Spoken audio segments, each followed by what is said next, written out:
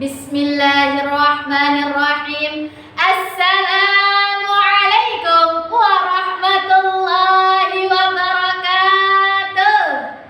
Hamdan wa syukran lillah, salatan wa salaman ala rasulillah wa ala alihi wa sahbihi wa mawala. Amma ba'd.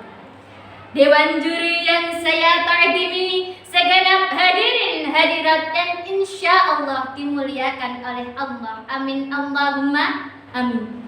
Sunan Ampel telah membangun sebuah masjid dan juga pondok pesantren pada tahun 1421 Masehi di Ampel Dental, Surabaya.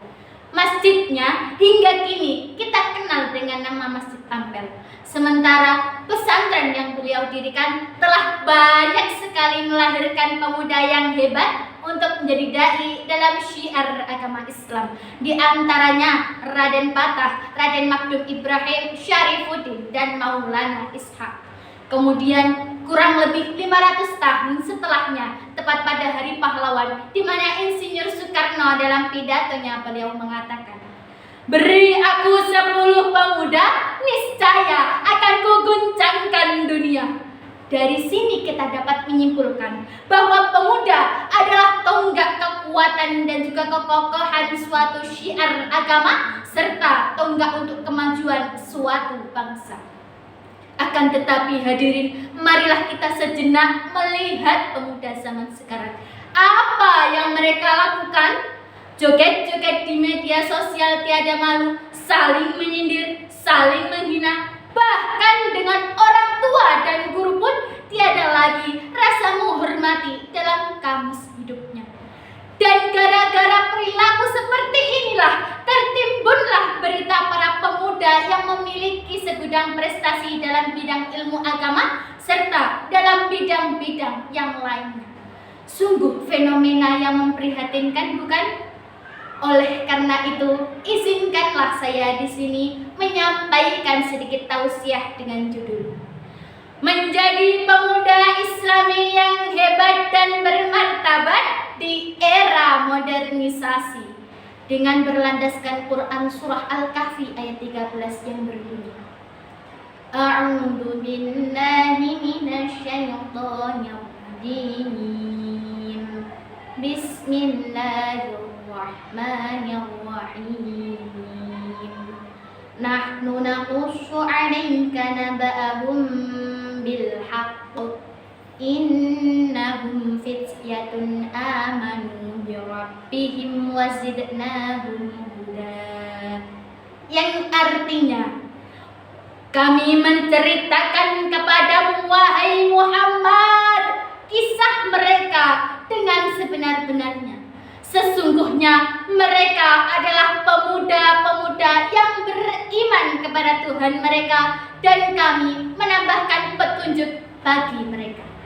Teman-teman gasidar rahimakumullah, dari Al-Kahfi ayat 13 di atas jelas disebutkan bahwa syarat utama untuk menjadi seorang pemuda yang hebat adalah amanu birabbihim, beriman kepada Tuhan mereka, sebagaimana perilaku sahabat Ashabul Kahfi. Karena bila telah hebat di mata Allah, niscaya langit dan bumi akan bersaksi bahwa dialah yang terbaik. Masya Allah. Lalu untuk menjadi seorang pemuda yang hebat, apa yang harus kita lakukan? Setidaknya ada 3 hal yang harus kita lakukan. Pertama, berpikir kritis dan juga logis, sebagaimana firman Allah dalam Quran Surah Al-Anbiya ayat 60 yang berbunyi, Bismillahirrahmanirrahim. Qalu sami'na fatan yadhkuruhum yuqalu lahu Ibrahim. Al-ayah, Shadaqallahul Azim. Yang artinya, mereka berkata, kami mendengar ada seorang pemuda yang mencela berhala-berhala ini yang bernama Ibrahim. Pada saat peristiwa tersebut terjadi, Nabi Ibrahim sama sekali belum diangkat menjadi nabi dan juga rasul oleh Allah Subhanahu wa Ta'ala. Jadi perilaku beliau murni dari pemikiran beliau yang kritis dan juga logis. Yang kedua, berperilaku positif dan tidak menyimpang. Sebagaimana hadis dari Imam Ahmad dikatakan bahwa Innallaha azza wa jalla la ya'jabu minasyabbi laisat lahu syahwah. Sesungguhnya Allah Subhanahu wa taala benar-benar kagum terhadap seorang pemuda yang tidak memiliki syahwah. Syahwah adalah tidak memperturutkan hawa nafsu, melakukan kebaikan serta menjauhi keburukan. Yang ketiga, tidak menyia-nyiakan waktu luang. Sebagaimana hadis dari Imam Bukhari dikatakan bahwa ni'matani maghbunun fihima katsirun minan nas, as-shihah wal faragh. Ada dua nikmat dari Allah Subhanahu wa taala yang kurang diperhatikan oleh banyak manusia, yaitu nikmat sehat dan juga nikmat waktu luang. Dan dasar dari ketiga hal di atas adalah amanu birabbihim, menjaga keimanan dan ketakwaan kita kepada Allah Subhanahu wa taala. Teman-teman Gasidar rahimakumullah, mungkin cukup sekian yang dapat saya sampaikan. Bila ada kesalahan, saya mohon maaf yang sebesar-besarnya. Billahi taufik wal hidayah wa ridha wal inayah. Tsumma salam.